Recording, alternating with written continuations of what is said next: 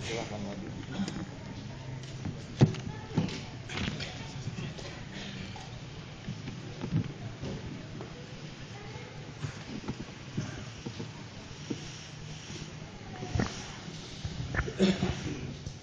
Bismillahirrahmanirrahim. Assalamualaikum warahmatullahi wabarakatuh. Alhamdulillahi rabbil alamin. Alhamdulillahilladzi anzala sakinata fi qulubil mu'minin liyazdadu imanan ma'a imanihim. Allahumma shalli ala sayyidina Muhammad wa ala alihi wa ashabihi ajma'in. Silakan. Bismillahirrahmanirrahim. Al-Hikam 231. Bismillahirrahmanirrahim. La tay'as min qabuli amalin lam tajid fihi wujuda khuduri farubama qubila minal amali ma lam tatruk samaratuhu ajilan.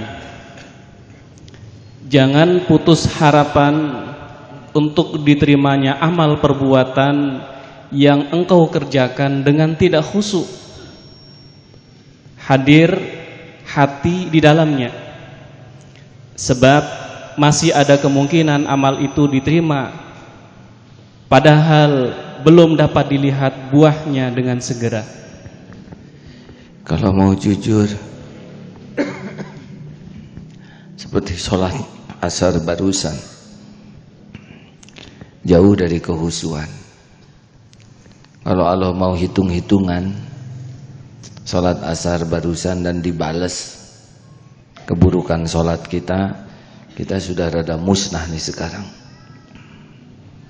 Allah tahu sholat kita jauh dari khusyuk. Allah tahu kita tidak ngerti bacaan sholat, juga tidak ingat kepada Allah ketika mulut menyebut Allah. Maha baik Allah yang ditutupi orang lain tidak ada yang tahu dari keburukan sholat kita. Dan maha suci Allah yang tidak menyegarakan dibalas. Karena yang wajib itu bukan hanya sholatnya, hadirnya hati juga wajib. Benar? Nah, Allah maha baik kepada hambanya. Kalau hitung-hitungan kita sudah kena azab tuh barusan. Tetapi Allah masih memberi kesempatan kita ditambah ilmu, dikumpulkan dengan orang-orang yang ingat, didekatkan dengan masjid. Ini kan semua karunia Allah. Makanya walaupun zikir kita belum ingat Allah, terus saja zikir. Insya Allah nanti oleh Allah ditolong. Gigihnya kita di balik segala keterbatasan, pasti Allah tahu.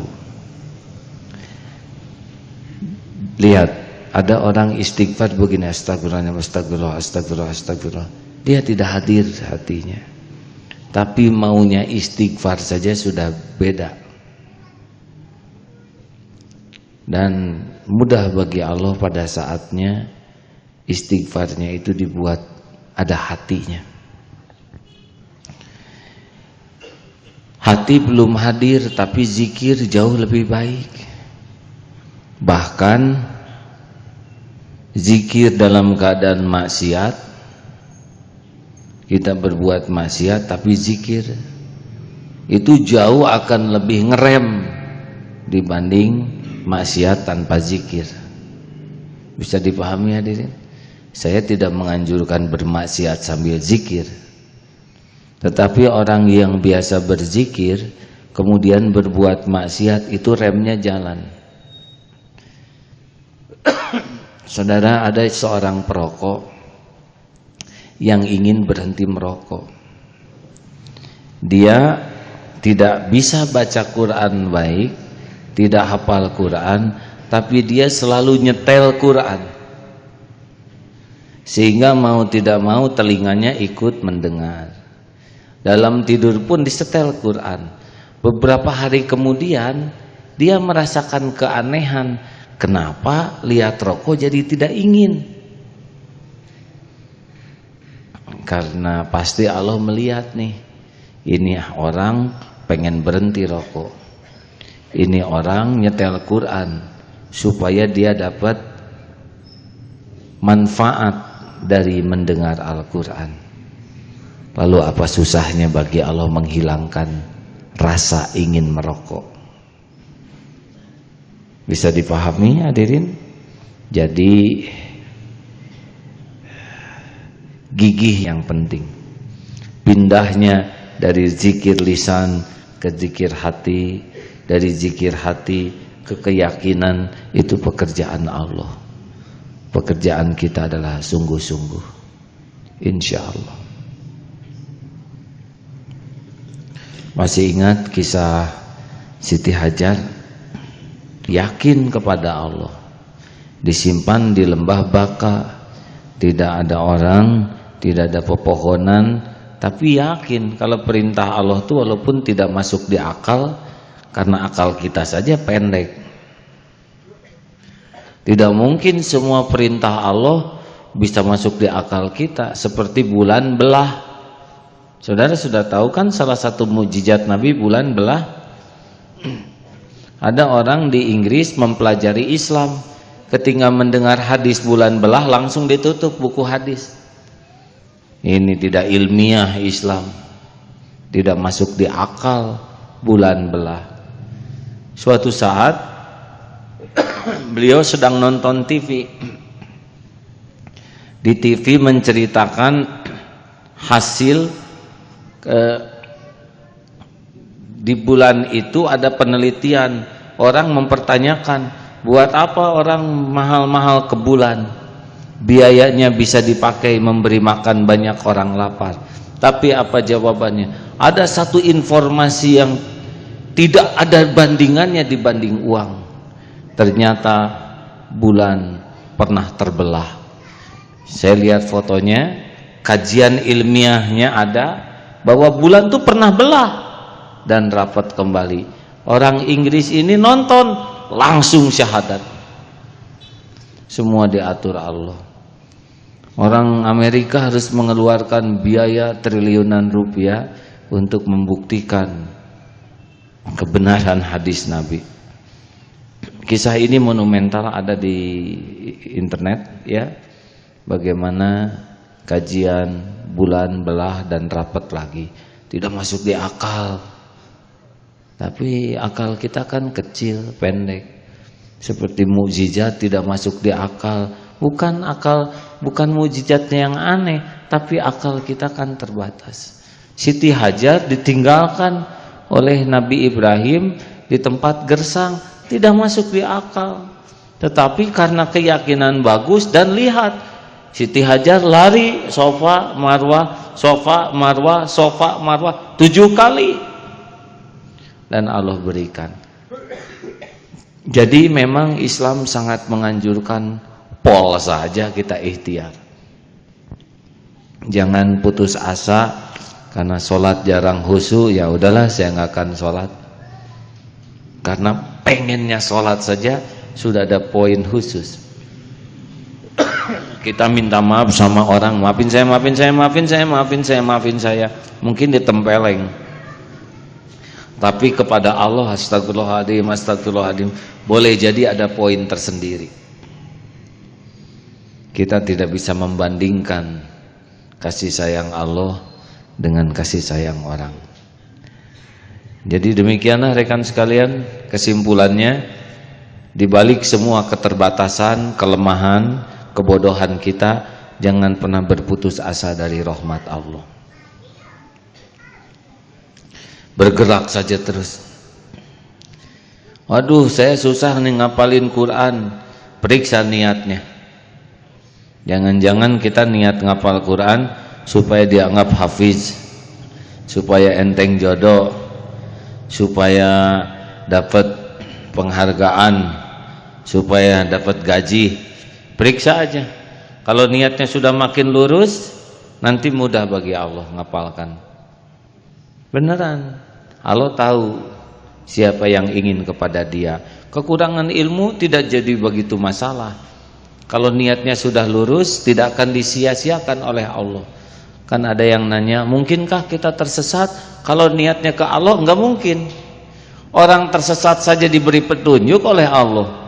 Orang yang benar-benar jahat, dolim, diberi hidayah. Bagaimana mungkin orang yang ingin Allah, ingin dekat dengan Allah asli, oleh Allah disesatkan? Enggak masuk di akal.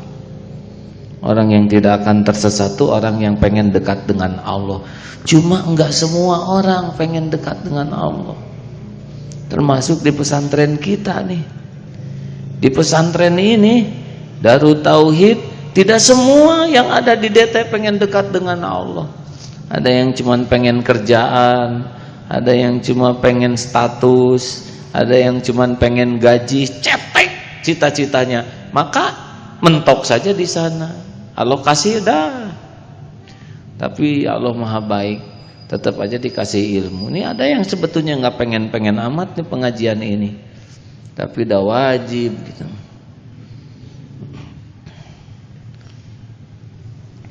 Nah, rekan-rekan sekalian, ini ada hal yang menarik ya. Kita kaji kemarin beberapa hadis Rasulullah SAW tentang orang yang mati syahid tapi masuk neraka. Itu sudah perang.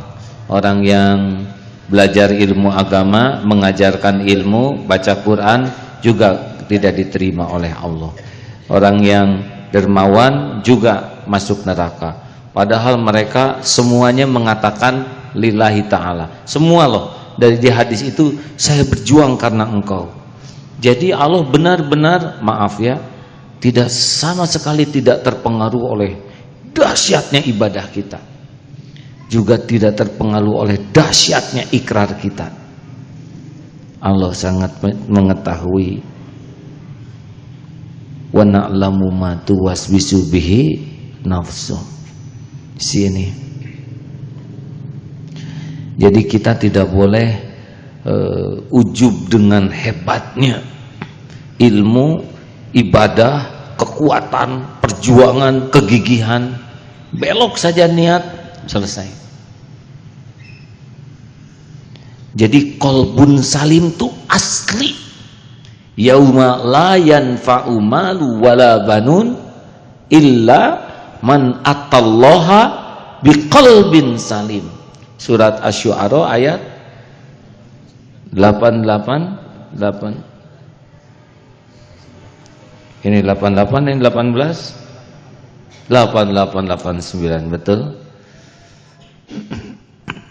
Allah tahu persis nih. Jadi yang jumpa dengan Allah tuh bukan yang dahsyatnya amal, bukan yang dahsyatnya ilmu, bukan yang dahsyatnya ucapan, tapi yang paling murni niatnya Allah bukan. Kita mau perang juga lawan siapa? Dan belum tentu berani lagi. Ilmu dikit, ngajar juga kurang yakin, ngaji belum apal, sedekah pelit, hati busuk. Di mana kita tempatnya? Maka kita kejar nih qalbun salim kita. Qalbun salim itu apa sih? Hati yang selamat dari kemusyrikan, itu intinya. Kalau orang udah musyrik, keluarnya munafik. Udah pasti itu ada munafiknya kalau udah musyrik. Karena orang menuhankan sesuatu, dia akan cari muka sesuatu. Gampang sekali menjadi munafik. Nah, inilah saudaraku sekalian yang harus selalu kita periksa di hati kita. Sedikit menajamkan, apa sih syirik? Kita mungkin tidak syirik jalli, tapi syirik khafi lah, yang halus-halus. Contoh, maaf ya, yang disebut la ilaha illallah, ini mengulang. Yang disebut ilah atau alihah kalau jumlahnya banyak, itu periksa siapa yang paling ada di hati kita secara konsisten. Ada aja sesuatu ya, siapa dia yang ada di hati, kepikiran terus. keingetan terus. Lalu ada perjuangan ingin dekat dengan dia, takut jauh dari dia, berbuat apapun demi dia. Dia tidak berbuat karena dia. Dia mau berjuang habis-habisan untuk dia. Takut jauh dari dia, bangga kalau dekat dengan dia, sedih, nelangsa, merasa hina kalau tidak dekat dengan dia. Jadi nih, ilah nih, periksa nih, ada yang uang, siang malam uang,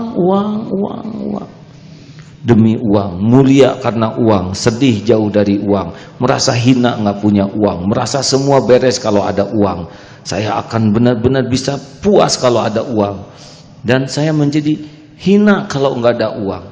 Uang, berkelahi demi uang, bekerja uang. Ini jadi nih. Ada yang jabatan, ada yang nama diri bisa jadi Tuhan. Saya berjuang untuk membangun nama saya, citra saya. Siang malam bagaimana memikirkan citranya baik. Dia berusaha keras bergaul dengan orang yang bisa ngangkat citra. Dia berkorban untuk citra. Dia tidak mau citranya rusak. Dia sudah menuhankan citra. Ada juga yang manusia.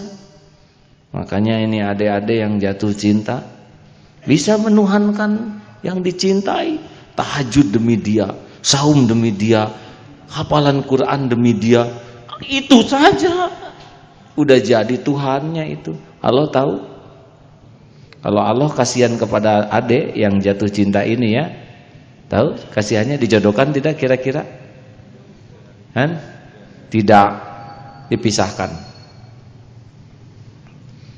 Tapi kalau Allah membiarkan dia tertipu oleh Tuhannya, jodohkan. Nah, adik-adik khususnya yang belum nikah, kalau ada yang mencintai adik dan kelihatan dia sudah menuhankan kita, tolak mentah-mentah. Jangan setengah matang, tolak. Tidak. Saya sudah jadi Tuhan saudara, tapi saya bagimu, hidupku hanya untukmu. Aku masih seperti yang dulu. Apa tuh? Cinta ini bukan cinta biasa. Dah. Jangan mau dituhankan oleh siapapun. Dunia cuma sebentar. Sebentar. Pernah dengar Khalid bin Walid ketika populer dengan peperangan? Hampir tiap perang menang. Robah tuh masyarakat. Kalau panglimanya Khalid pasti menang. Udah lewat itu, nyebut nama Allahnya ke Khalid. Siapa waktu itu khalifah? Umar bin Khattab melihat ini akidah bisa rusak. Ini akidah ya. Jangan lupa ini akidah. Menuhankan makhluk itu akidah. Ini akidah umat bisa rusak. Khalid diturunkan jadi panglima, jadi biasa demi menyelamatkan akidah. Kalau Khalid bin Walid memang menyadari, oh saya bahaya nih, kepiawaian saya bisa mengalihkan orang dari yakin kepada Allah jadi yakin dengan kepanglimaan saya. Turun itu demi kebaikan, nggak akan ada sakit hati, apalah jabatan ya, tidak diturunkan juga nanti turun sendiri ke liang lahat ya kan.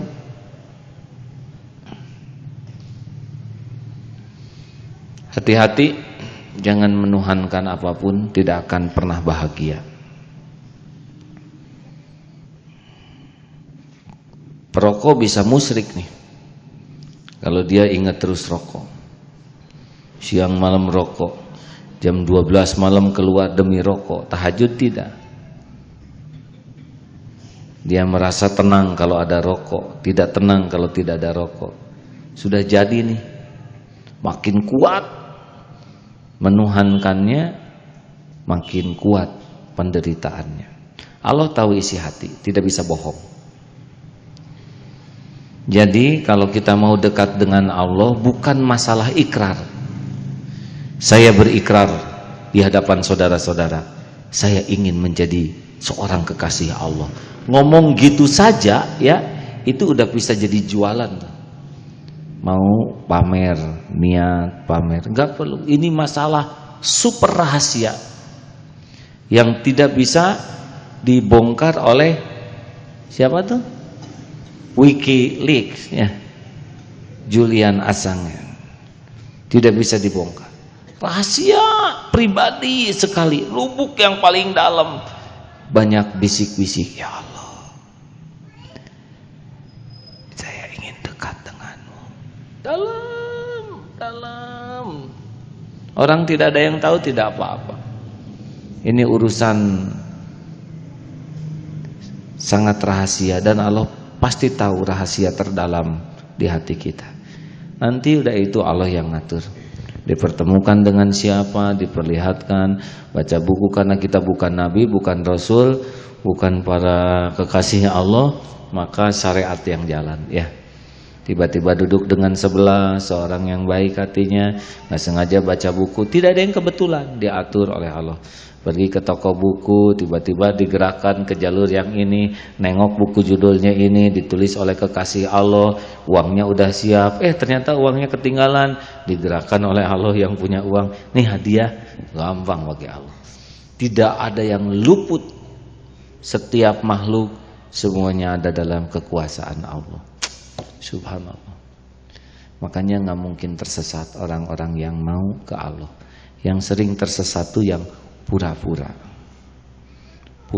ke Allah, pura-pura belajar agama, pura-pura dakwah, pura-pura nyebut Allah, dan Allah tahu ini. Silakan. Ada pertanyaan? Cukup? Kok pada lihat kiri kanan ya?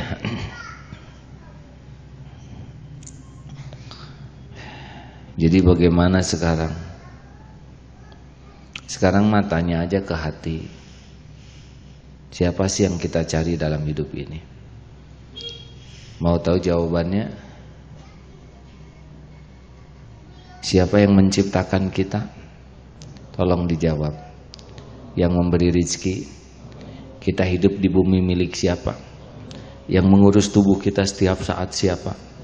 Yang menutupi aib, yang ngasih hidayah, yang memberikan kemudahan, yang angkat derajat, yang menghalangi kita dari dosa, yang memudahkan urusan yang maslahat, yang tahu masalah kita. Siapa yang bisa menolong kita, yang bisa melindungi kita dari bala dan fitnah, yang memberi pahala, yang bisa memberi ampunan, yang bisa memberi husnul khotimah. Siapa yang punya sorga? Ada makhluk tidak di sana? Kenapa kalau Allah hati kita masih sandar ke makhluk? Kenapa kita masih memerlukan orang mengakui, melihat, menghargai, menghormati, memberi? Kita kan berarti mengharapkan, apalagi kalau demi orang. Untuk apa? Sedangkan semua manfaat hanya datang dengan izin Allah, dan musibah pun hanya bisa terjadi dengan izin Allah. Mari kita periksa hati kita. Siapa nih sebetulnya Tuhan yang ada di hati kita? Sekecil apapun, sehalus apapun, sudah lepaskan. Allahumma sholli ala sayyidina Muhammad wa ala alihi wa ashabihi ajma'in. Wahai Allah yang maha tahu isi hati, Engkau yang mengatur pertemuan ini terjadi ya Rabb. Ya Allah, Engkau tahu siapa diri kami yang sebenar-benarnya. Ampuni jikalau selama ini kami berpura-pura kepadamu. Engkau tahu sholat kami jarang ingat padamu. Engkau pun tahu amal-amal kami hampir semuanya bukan karenamu. Engkau tahu kami lebih sibuk mencari penilaian makhlukmu, menghibah berharap kepada hamba-hambamu. Ya Allah, jadikan saat ini benar-benar saat Engkau buka hati kami. Putuskan harapan kami dari makhluk-makhlukmu ya Allah. Putuskan harapan kami dari siapapun selain Engkau. Lepaskan hati ini bergantung kepada apapun siapapun. Cukupkanlah hanya Engkau. Wahai yang menggenggam hati kami, ya muqallibal qulub, tsabbit qulubana ala dinik. Allahumma mustarrifal qulub, sarrif qulubana ala ta'atik. Duhai Allah, Engkaulah yang menggenggam lahir batin kami. Jadikan hari-hari yang tersisa dari umur ini hari-hari yang lurus, hari-hari yang bersih, hari-hari yang istiqomah. Jangan biarkan ada yang menggiurkan kami dalam hidup ini selain cintamu, ridhomu. Jangan biarkan ada yang mempesona kami selain karuniamu, kedudukan di sisimu. Jangan biarkan kami memiliki cita-cita lain selain cita-cita ingin bisa berjumpa denganmu. Wahai yang maha dekat, jadikan hari demi hari, hari-hari penuh penantian, menantikan saat bisa pulang padamu, saat bisa bertemu denganmu. Ya Allah, kami tahu kami hina, busuk, kotor, lemah. Tapi kami pun tahu Engkau maha baik, maha pengampun, maha penyayang, melampaui apapun yang dapat kami bayangkan tentang Engkau. Wahai yang maha menatap, kami tidak bisa melihatmu, tapi Engkau pasti menyaksikan. Bukankah diri ini selalu diurus olehmu, digenggam olehmu? Tiada Tuhan selain Engkau, wahai yang maha baik, wahai yang maha mendengar, wahai penguasa jagat semesta yang maha perkasa, yang maha hebat, yang tidak pernah terkalahkan oleh siapapun apapun. Hasbunallah wa ni'mal wakil, ni'mal maula wa ni'man nasir. Berkahilah majlis ini ya Allah. Allahumma nawwir qulubana binuri hidayati, binuri ma'rifati, kama nawwartal ardu binuri syamsik abadan abada birahmatika ya arhamar rahimin. Ya Allah, pesantren ini milikmu. Dengan kekuasaanmu, jadikan tempat ini salah satu tempat hamba-hamba bisa mengenalmu, bisa merasakan indahnya mencintaimu. Jadikan di tempat ini Engkau perkenalkan dirimu, Engkau tuntun kami di jalanmu, Engkau persiapkan kami pulang kepadamu. Tiada Tuhan selain Engkau, wahai yang maha mendengar. Engkaulah tumpuan segala harapan. Hasbunallah wa ni'mal wakil, ni'mal maula wa ni'man nasir. Rabbana la tuzigh qulubana ba'da idh hadaitana wa hab lana min ladunka rahmah innaka antal wahhab. Allahumma ighfir lil mu'minina wal mu'minat wal muslimina wal muslimat al ahya'i minhum wal amwat. Rabbana atina fid dunya hasanah ya Allah, wa fil akhirati hasanah wa qina adzabannar. Subhana rabbika rabbil izzati amma yasifun, wassalamun alal mursalin walhamdulillahi rabbil alamin. Terima kasih hadirin sekalian. Mudah-mudahan Allah yang maha memperhatikan mengabulkan doa kita. Subhanakallahumma bihamdika asyhadu alla ilaha illa anta astaghfiruka wa atubu ilaik. Assalamualaikum warahmatullahi wabarakatuh.